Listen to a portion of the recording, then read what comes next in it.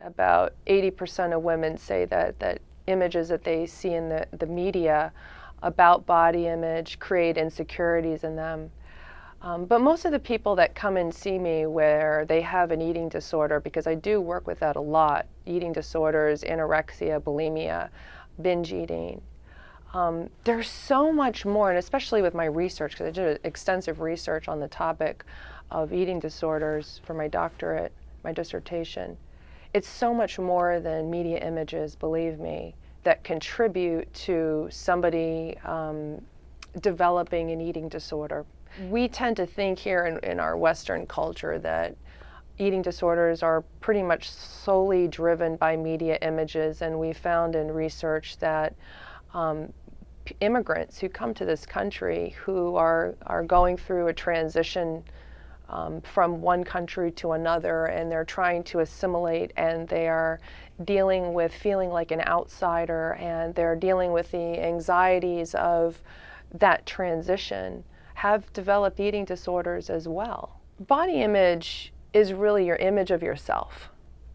What does that mean? Your image of yourself, your perception. So when you look in the mirror, it's what you see.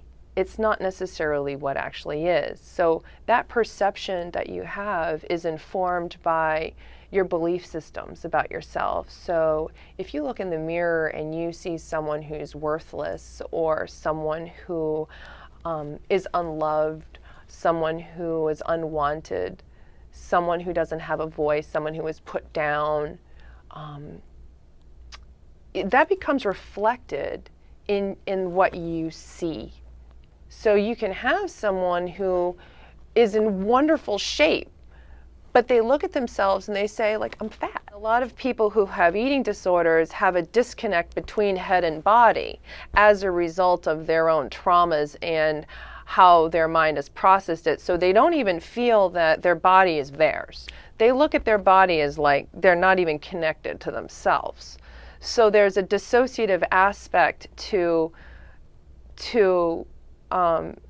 their experience with themselves. And there's this idea that for many of them that, for instance, if I'm thinner, I'll be more accepted, I will be loved, I'm never enough. When they haven't accepted who they are to begin with. Right.